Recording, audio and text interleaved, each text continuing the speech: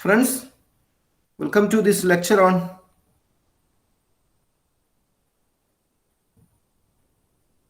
political ideologies. Today's lecture is part of the lecture series on liberalism. So, the title of this lecture is Classical Liberalism, the Fundamentals. Friends, liberalism are broadly bifurcated into two groups, the classical version and the modern version. And the classical liberalism is the earliest form of liberalism.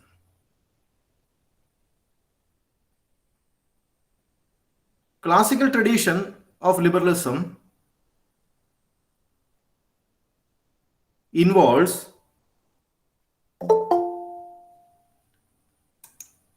the early assumptions of liberals.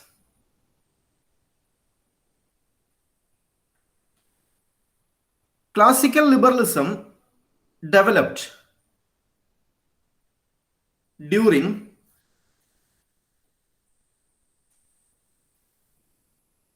the time the Europe was transforming or Europe was transitioning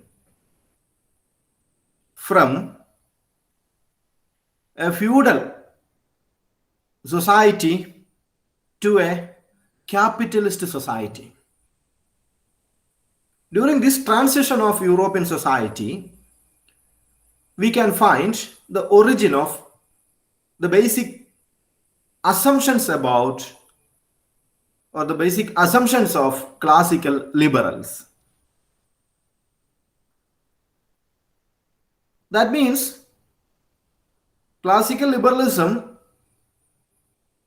originated on the food lines of Industrial Revolution. So chronologically speaking,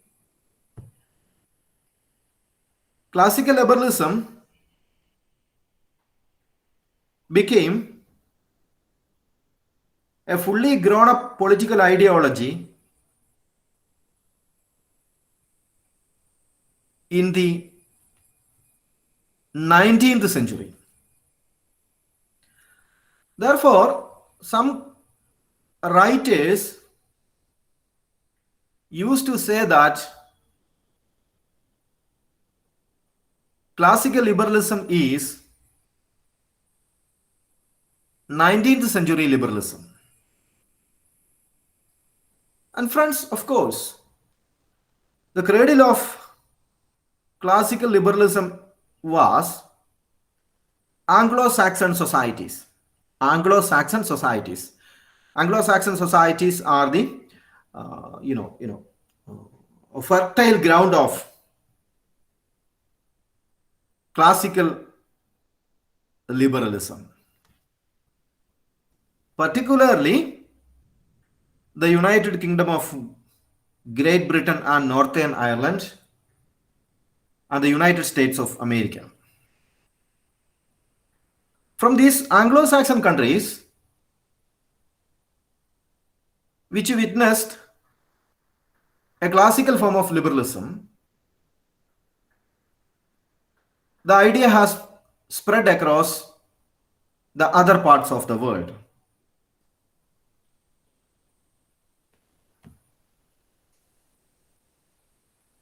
But friends,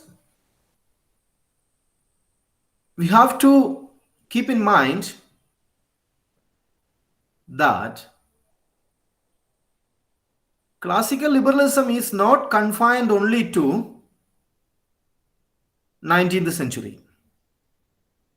No, it is not confined only to 19th century. we can see that there was a growing interest in classical liberalism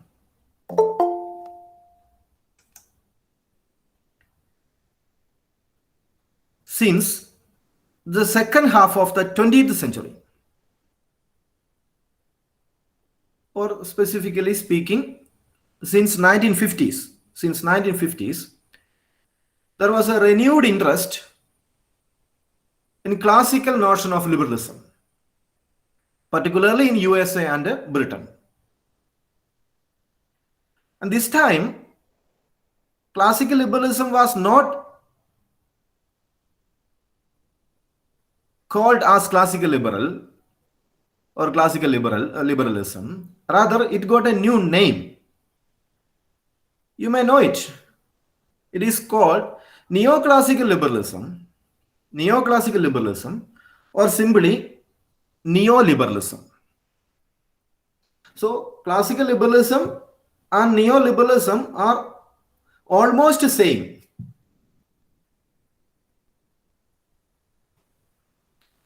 So, a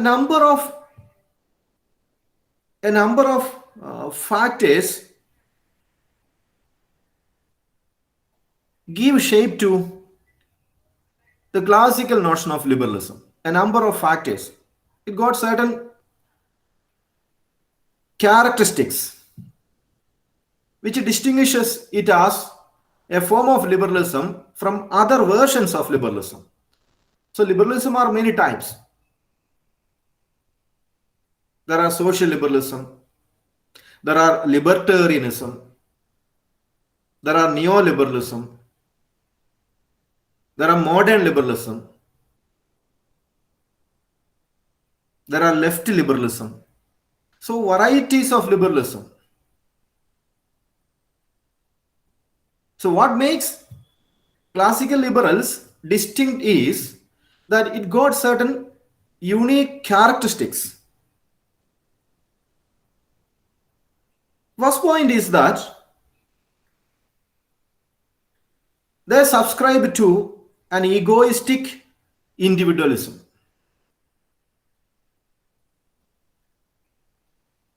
Which we have discussed in our lectures on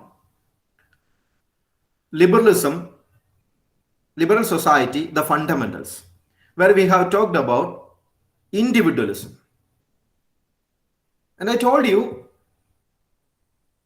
liberals hold an idea of atomistic conception of society. So here you can find classical liberals prefers a society of egoistic individuals.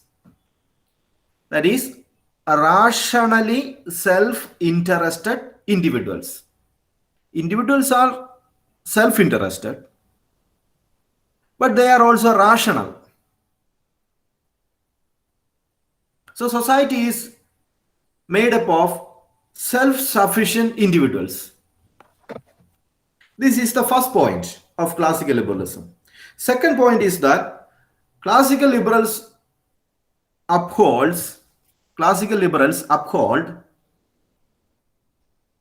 a negative freedom, a notion of negative freedom. What is negative freedom?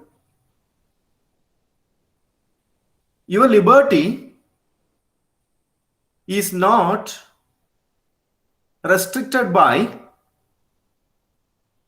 any external agencies. Your liberty is not restricted by any external agencies. So such a notion of freedom is called negative freedom. And there is also another type of freedom called positive freedom, which we have talked in one of our lectures on liberty. So classical liberals argue that as far as possible, let us make a society where the individual is left alone. That is the second point. And first, there is a third point. State. Liberals say that state is a necessary evil. I mean, not simply liberal. The classical liberals argue that state is a necessary evil. And friends, this idea was proposed by Thomas Paine. Thomas Paine, an American philosopher, Thomas Paine, who argued that state is a necessary evil. That is, classical liberals believe in a minimal state. And this idea was beautifully presented by John Locke in a phrase. A classical liberal state is a night watchman state. What is the duty of a night watchman? To provide us security when we are sleeping, to give protection to our wealth and life when we are inactive or when we are sleeping. So, in a classical liberal society, state is reduced, its powers are reduced to the minimum extent possible. That is why the phrase by John Locke, the night watchman state, or Thomas Paine uses the phrase necessary evil. And finally, classical liberals uphold that there is civil society. There is civil society. Civil society is said to be a realm of freedom. Civil society is said to be a realm of freedom. So that comes in between individual on the one side, state on the other side. So we will ask, with whom civil society stand with? We can say that civil society in a classical liberal society stand not with the state but with the individual.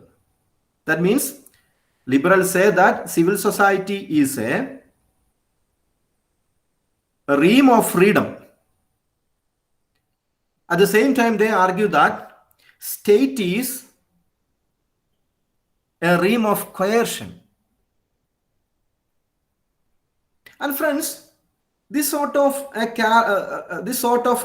characteristics unique to a classical liberal society was because these characteristics are unique to classical liberal society is because classical liberalism is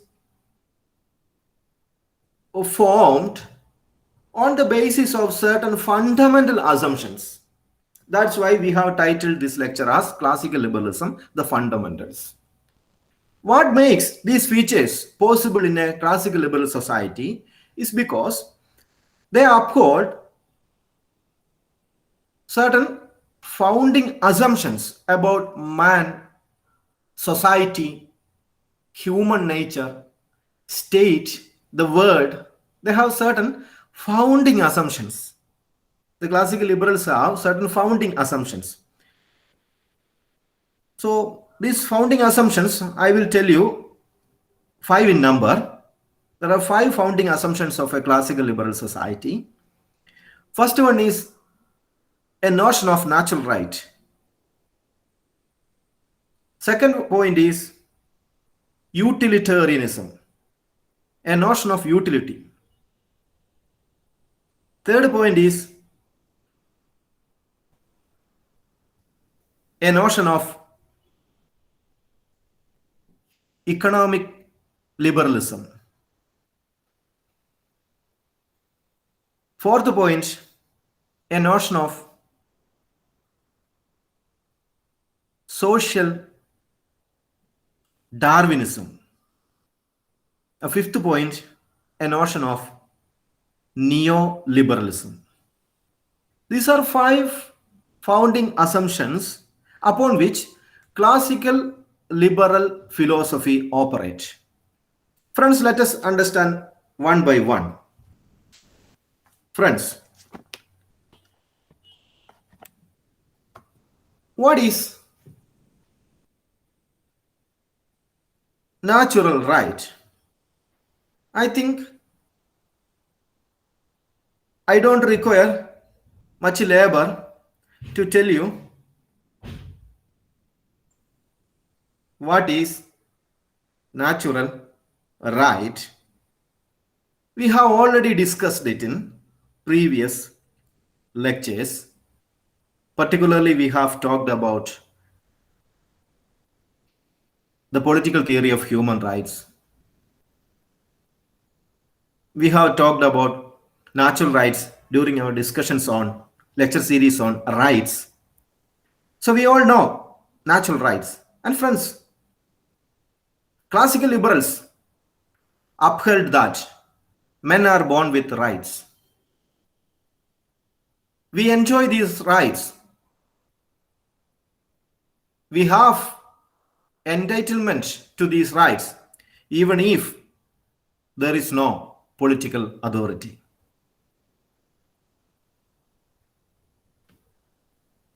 And we know natural rights originated in the 17th and 18th centuries.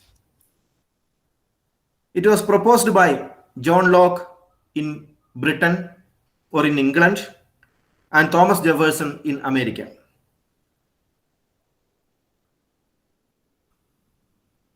Jefferson and John Locke argued natural rights are invested in man by nature or God.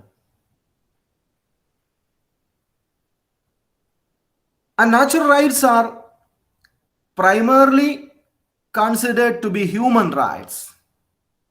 Why? Because human rights are due to the fact that we are humans. So that these rights cannot be taken away from human beings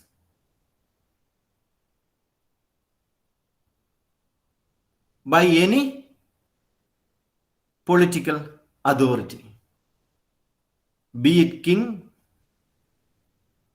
be it your prime minister, be it your president, be it your monarch. Nobody can take away your rights by virtue of being a human. Such rights are called natural rights. Such rights are above the political authority. Such rights are above the ruler. And that is the founding assumptions of Declaration of Rights of the American Declaration of Independence. Such notion of rights are the basis of American Declaration of Independence as well as French Declaration. That is also the basis of Universal Declaration of Human Rights. And friends, a classical liberal uphold this idea. So then, what is the realm of government? What is the role of government? They argue that government got only three minimal functions. Our government has only three minimal functions. For that purpose, we have created the government. What are these functions? First one, maintaining public order, protecting property.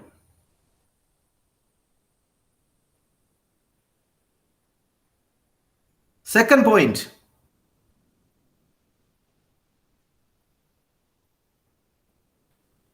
provide security to us. from external threats.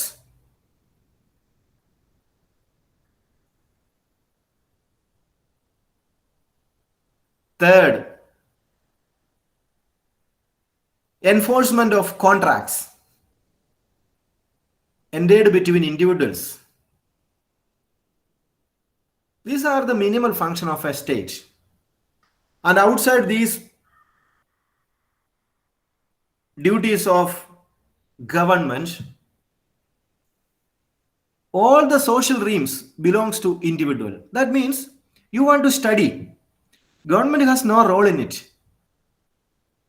It is your responsibility to find out the right kind of education, right kind of school. It is your responsibility to find out right kind of job. It is your responsibility to find out income and earning. It's your responsibility to find out wealth. It's your responsibility to find out your best relationship. State has no role in any of these matters. State is minimal. So this notion is called natural rights tradition. Second point is utilitarianism. Liberals, classical liberals believe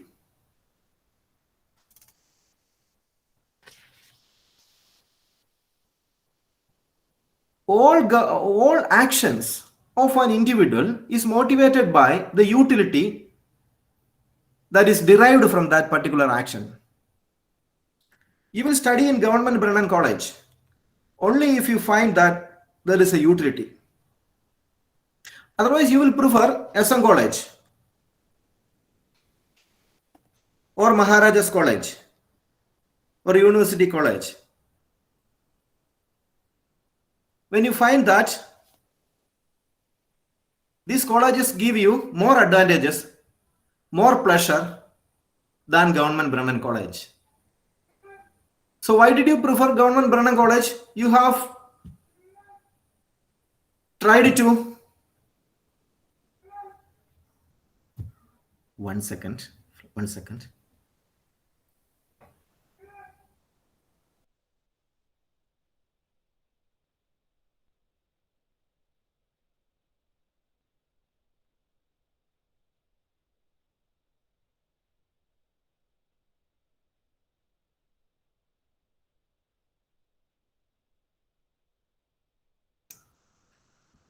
Sorry friends. Fishing കൊണ്ട് ചേട്ടൻ വന്നാണ്. Fish. Okay friends, എന്താ പറഞ്ഞത്? മറന്നുപോയി. What did I tell you friends?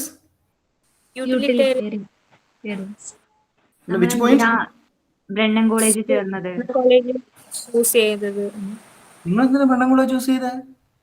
മഹാരാജാസോ university college ആയിട്ടാണെങ്കിൽ sample പറഞ്ഞത് SM കോളേജിനെ അപേക്ഷിച്ച് Brennen കോളേജിലേക്ക് എന്തുകൊണ്ട് ചേർന്നു? Okay. So friends, why did you prefer Government Brennan College? So you have collected so many data and you have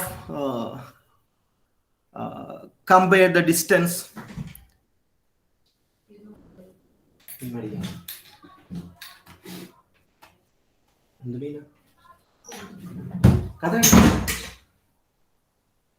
എന്താ പറഞ്ഞേ? എന്താണ് പറഞ്ഞത്? കോളേജിലേക്ക് വരുമ്പോൾ നമുക്ക് കുറേ ഡാറ്റ കളക്ട് ചെയ്യുന്നു.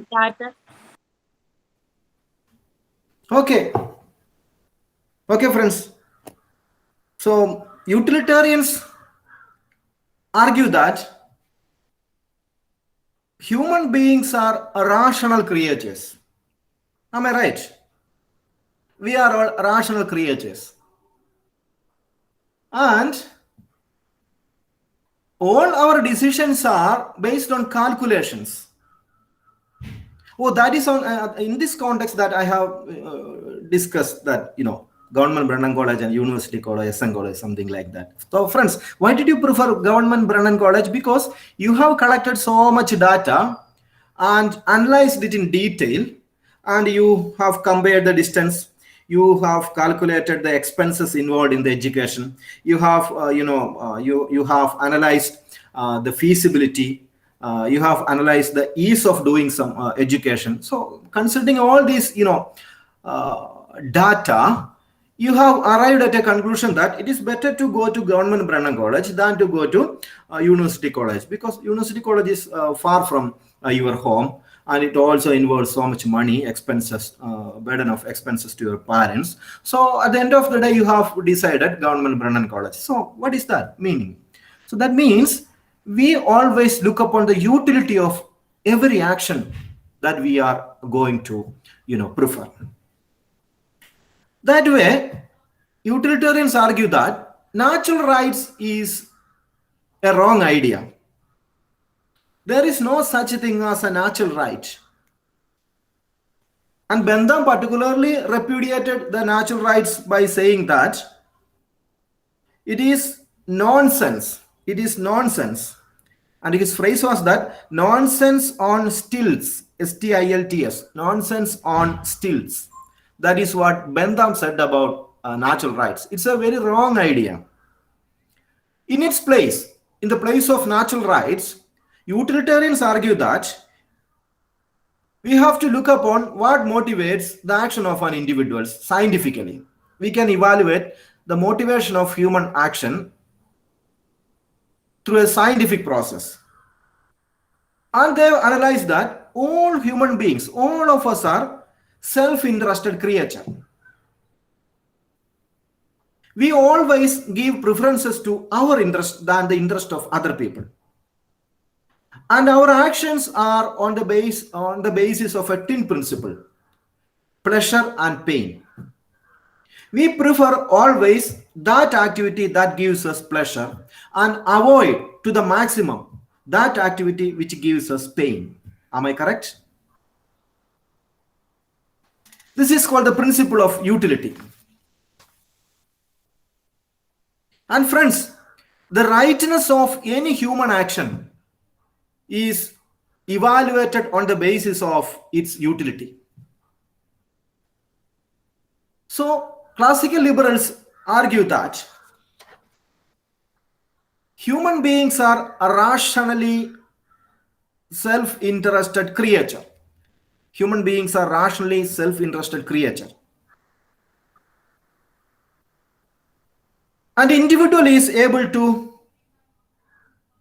perceive. An individual is able to perceive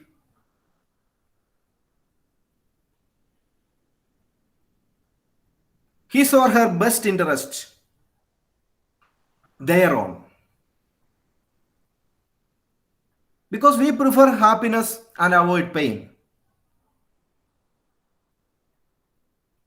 If you think that misbehaving to another person gives you pleasure, you always try to misbehave because that gives you pleasure. If you think that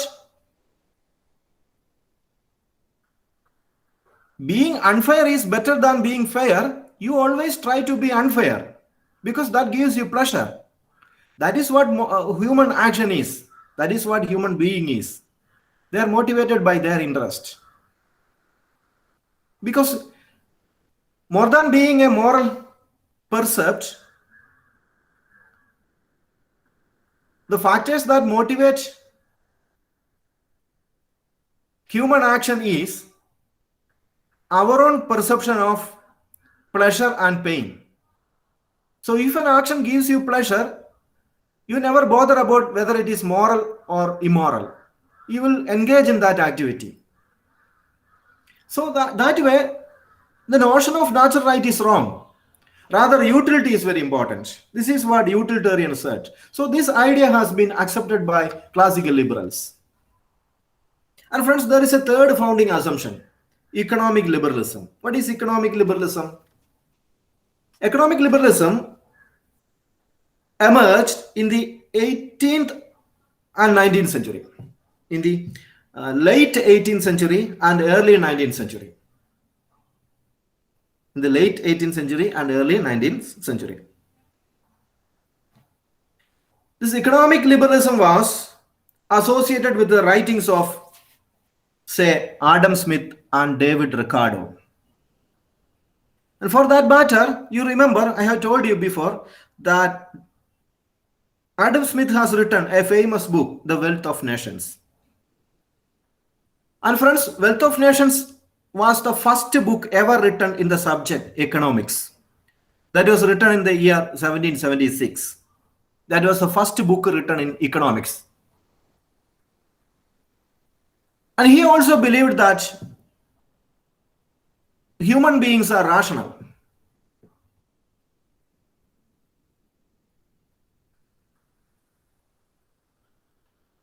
And he believed that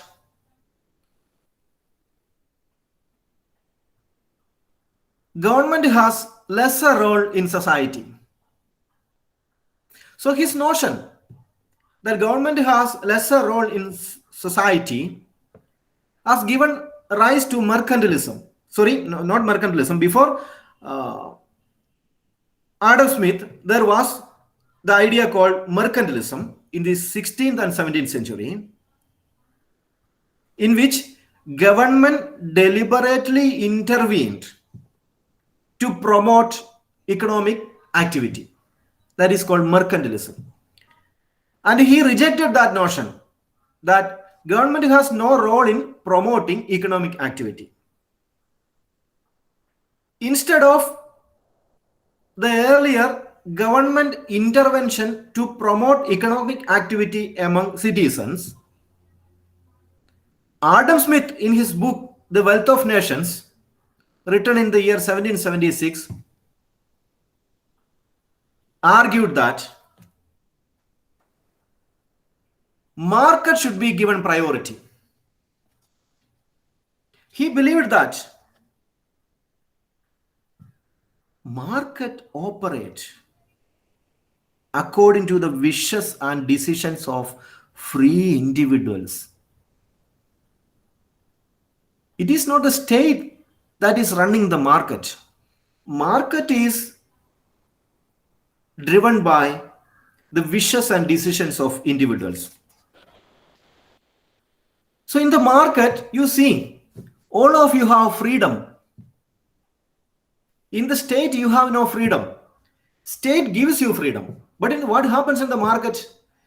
In the market, there is no state. Individual is absolutely free. What is the freedom? Choice. You have choice. What is the choice? Let us see. The businessman has the choice to decide on what goods to make. Or the businessman or the producer has the choice of what goods to make and sell in the market. What is the choice of the worker in the market? The worker has a choice to choose his employer. He can decide on which employer with whom he wishes to work. You can choose between employers. So what is the choice of you, consumer? I can choose the kind of goods I want to consume. I can choose the kind of goods and services I want to use. I want to get it from the market. See, such a beautiful society that he was trying to propose. Whether it is beautiful or not, that we have to debate. But he was proposing a beautiful idea that if there is a market kind of society in which there is no government intervention, what is going to happen? All of us have choice. The employer has, not the employer, the producer, the manufacturer has a choice to decide on which goods and services to produce and sell in the market. The worker has the choice to select the kind of employer that he wishes to work with. The buyer has the choice of selecting the type of goods and services which he wanted to have from the market. So this way, enormous possibilities, enormous choices.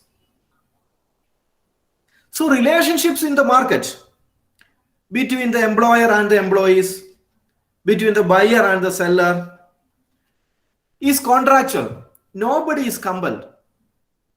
You are not compelled to buy a particular commodity.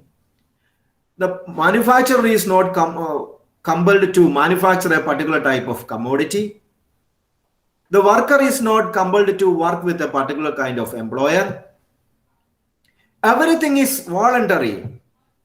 Everything is contractual. Whatever you buy, it is a contract between buyer and the seller, between the worker and the employer. So in such a society, you are free. So therefore, market should be free from government intervention. And Adam Smith argued that market should be run not by the government but the invisible hand. He was using a metaphor. There is an invisible hand in the society. What is that invisible hand? The demand and supply. So friends, in such a society which is run by need and the resources, there is resources and there is need for resources, there is a kind of balance, a natural harmony between these two things. On the one side we have need, on the other side there are resources, and the need and resources will automatically balanced. There will be an equilibrium, natural equilibrium between resources and human need, because nature has created the world like that. It is based on a rational structure, and this rational structure will get its futility, its full growth not in state but in market. So he gave certain intellectual foundations to the idea of market. And friends, this idea he has beautifully narrated in a phrase in the book The Wealth of Nations. And he was saying that a market society is like this. It is not from the benevolence of the butcher. It is not from the benevolence of the butcher, the brewer, or the baker. It is not from the benevolence of the butcher, the brewer, or the baker that we expect our dinner, but from their regard to their own interest. You want the Malayalam? Right? No. You got the meaning, friends? Yes, sir. We need Malayalam. Malayalam വേണോ? Nandana? Malayalam madam. Yes, sir. Okay. Friends, ഒരു butcher അല്ലെങ്കിൽ brewer അല്ലെങ്കിൽ Baker, അവരുടെ ഔദാര്യം കൊണ്ടല്ല നമ്മൾ ആരും ഭക്ഷണം കഴിക്കുന്നത്. അവരാരും നമുക്ക് വെറുതെ തരികയല്ല ഭക്ഷണം. ഇവരാരും നമുക്ക് മാംസം വിൽക്കുന്നവനോ അല്ലെങ്കിൽ ബ്രൂവറി നടത്തുന്നവനോ അതല്ലെങ്കിൽ ബേക്കർ ഭക്ഷണം എന്താണ് കേക്ക് ഉണ്ടാക്കുന്നവനോ അവരുടെ ഔദാര്യം കൊണ്ടല്ല നമ്മൾ ആരും നമ്മുടെ വീട്ടില് ഡിന്നറിന് ഭക്ഷണം കഴിക്കുന്നത്. എന്തുകൊണ്ടാണ്? ബേക്കറും ബ്രൂവറും ബുച്ചറും അവനവന്റെ സെൽഫ് ഇൻട്രസ്റ്റ് പ്രിസർവ് ചെയ്യുന്ന ആക്ടിവിറ്റിയിൽ ഏർപ്പെടുന്നത് കൊണ്ടാണ് നമ്മളെല്ലാം ഭക്ഷണം നമ്മുടേതായ രീതിയിൽ കഴിക്കുന്നത്. കാരണം ബ്രൂവറിന്റെ ഇൻട്രസ്റ്റ് എന്ന് വെച്ച് കഴിഞ്ഞാൽ അവന് ലാഭം ഉണ്ടാക്കണം എന്നുള്ളതാണ്. ബേക്കറിന്റെ ഇൻട്രസ്റ്റും അത് തന്നെയാണ്, ബുച്ചറിന്റെ ഇൻട്രസ്റ്റും അതാണ്. അപ്പൊ അവരെല്ലാം ലാഭം ഉണ്ടാക്കുന്ന രീതിയിൽ അവരുടെ ആക്ടിവിറ്റിയിൽ ഏർപ്പെടുന്നത് കൊണ്ട് നമ്മൾ റാഷണലായ ഡിസിഷനിലൂടെ നമുക്ക് ആവശ്യമുള്ള ഭക്ഷണം മേടിച്ച് നമ്മുടെ ഡൈനിങ് ടേബിളിൽ കൊണ്ടുവച്ച് നമ്മൾ കഴിക്കുന്നു. അതല്ലാതെ അവരാരും നമുക്ക് ഔദാര്യം തരുന്നില്ല. Because they are rational, the buyer, the consumer is also rational. And അവരുടെ സെൽഫ് ഇൻട്രസ്റ്റിനെ പ്രിസർവ് ചെയ്യുന്നത് കൊണ്ടാണ് നമ്മളൊക്കെ നമ്മുടെ താല്പര്യങ്ങളെ പ്രിസർവ് ചെയ്യുന്ന രീതിയിൽ നമ്മുടെ ഡൈനിങ് ടേബിളിൽ ഭക്ഷണം കഴിച്ചിരിക്കുന്നത് എന്നുള്ള വളരെ മെറ്റാഫറിക്കൽ ആയിട്ടുള്ള ഒരു statement. It is not from the benevolence of the butcher, the brewer, or the baker that we expect our dinner, but from their regard to their own self-interest. So free market became an orthodoxy in the UK and USA ever since Adam Smith.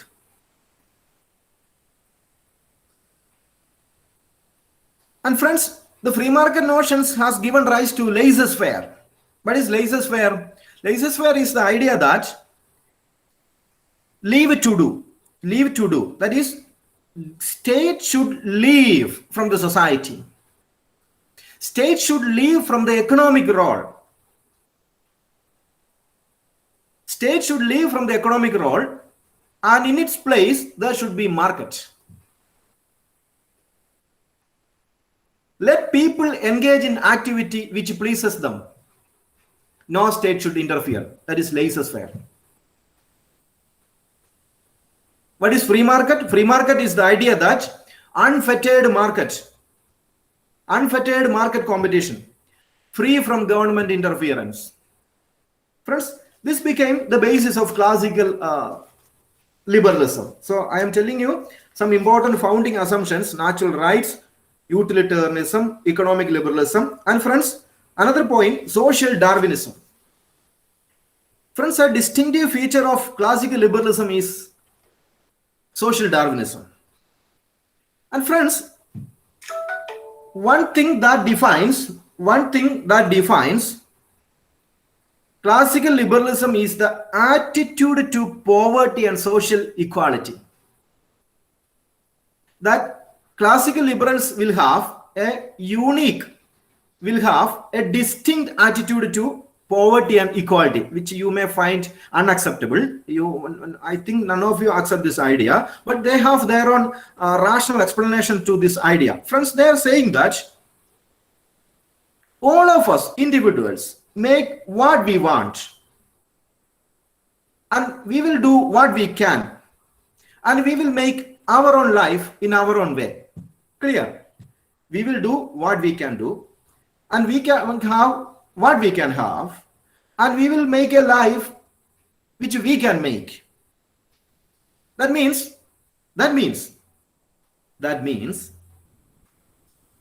those individuals with the ability and willingness to use your labor or work will prosper in society. Those of you who are sitting in this classroom, who are able to hard work, will pass successfully in the BA program. Other people will perish, certainly perish. Those who are able to sit in the lecture class, who find time to listen to the boring lecture of this Biju sir, who is always talking in English and who is always talking blah blah blah theories which none of us can understand. But at the end of the day, after making all this hard labor, some of you will pass, and only such people will survive in the society. And why should we bother about other people? We need not to bother about other people. Why? Because they never sat in the class, who are never ready to put some labor to learning. So only those people who have the ability and willingness to work will prosper. And what about the other people? The incompetent and the lazy people, you will perish. You will perish. The incompetent people, the lazy people will perish in the society. You need not to bother about them at all. Why? Because there are people who are ready to work. Friends, this idea has been memorably written by Samuel Smiles in a book called Self-Help. This idea that only those who work hard will survive, others will perish, has been memorably written in a book by Samuel Smiles called Self-Help, that was published in the year 1859. In this book, he reiterated a principle. What is that? Heaven helps those who help themselves.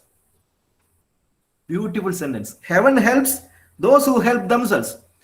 സ്വയം സഹായിക്കുന്നവരെ സ്വർഗരാജ്യം സഹായിക്കുകയുള്ളൂ. സ്വയം സഹായിക്കുന്നവരെ സ്വർഗരാജ്യം സഹായിക്കുകയുള്ളൂ.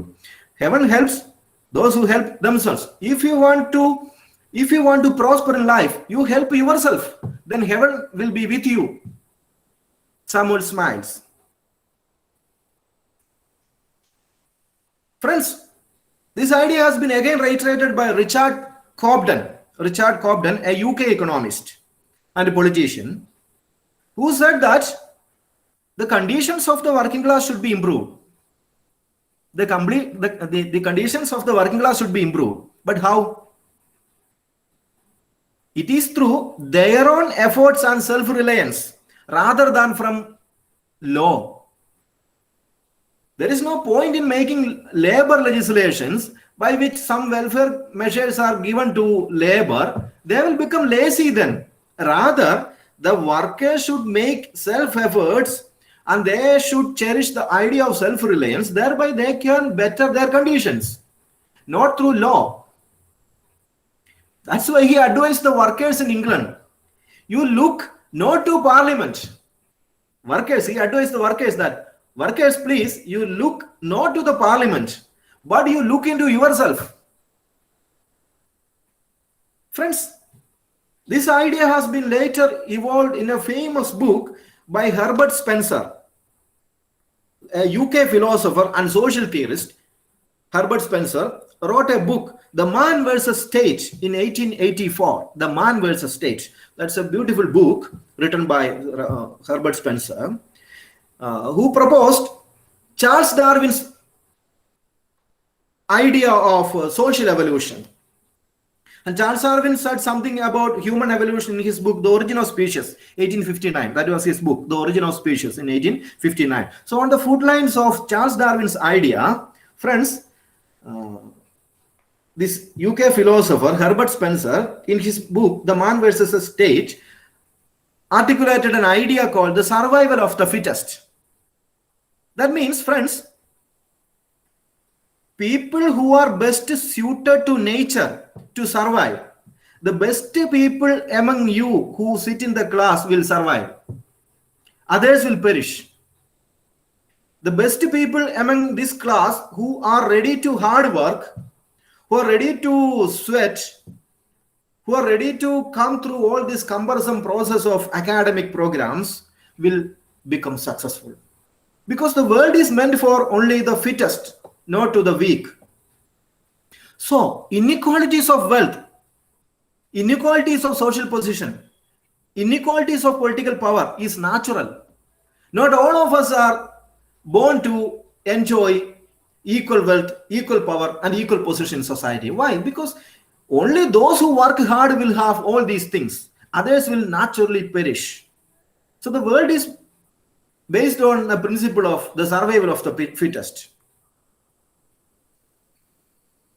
That's why a famous US disciple of a student of Spencer who was in USA, his name was William Sumner. William Sumner famously stated in 1884 that the drunkard in the gutter is just where he ought to be. So beautiful idea. The drunkard in the gutter is just where he ought to be. അത് കുടിച്ച് മദ്യപിച്ച് ബോധമില്ലാതെ തെരുവിൽ കിടക്കുന്ന ഒരുത്തൻ അവിടെ കിടക്കുന്നു എന്തുകൊണ്ടെന്നാൽ അവൻ അതേ വിധിച്ചിട്ടുള്ളൂ. അവൻ അതാണ് ആവശ്യം. തെരുവിൽ ഇങ്ങനെ എന്താണ് നടക്കാൻ വയ്യാതെ തെരുവിൽ കുഴിയിൽ കിടക്കുക. So the drunkard in the gutter is just where he ought to be, because that is his virtue. This is beautifully stated by a student of Herbert Spencer, William Sumner. So friends, next point, a founding assumption of neoliberalism, classical liberalism is neoliberalism. What is neoliberalism? So this is a fifth founding assumption. So far I have said natural rights, utilitarianism, economic liberalism, social Darwinism, and finally neoliberalism. Friends, neoliberalism is otherwise called neoclassical liberalism. It refers to the revival of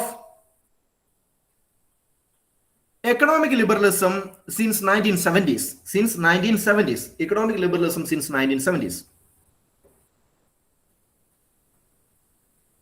Neoliberalism aimed at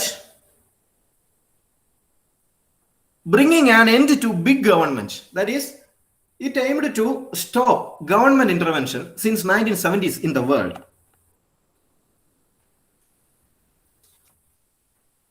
And two countries are very famous for neoliberal principles, the UK and the USA, where Thatcherism dominated, and in UK, Reaganism dominated. Thatcherism in UK and Reaganism in USA. And Margaret Thatcher famously proposed the TINA philosophy, T-I-N-A. T-I-N-A means there is no alternative. There is no alternative to what? There is no alternative to market.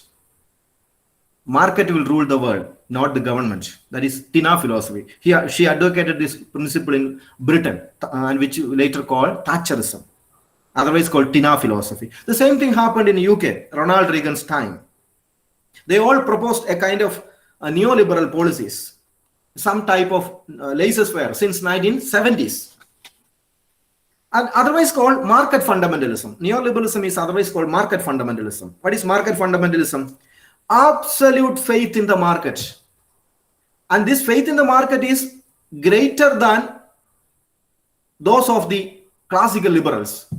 And classical liberals preferred only minimal state, and they have never faith in state. But neoliberals don't have an inch of faith in state. Rather, they have absolute faith in the market. They believe that market mechanism will bring solutions to all human problems. Friends, for example, Adam Smith, who was the greatest exponent of free market capitalism, but never believed that, market is a solution to all problems. He was afraid of human nature. That's why he preferred some kind of state intervention. But when it comes to neoliberals, they never believe state for an inch. And this type of idea was advocated by Friedrich Hayek, a free market economist such as Friedrich Hayek, and a US economist called Milton Friedman. So friends, neoliberalism is a version of classical liberalism. Its theme is that economy works best when government is living from the market. So unregulated market delivers efficiency.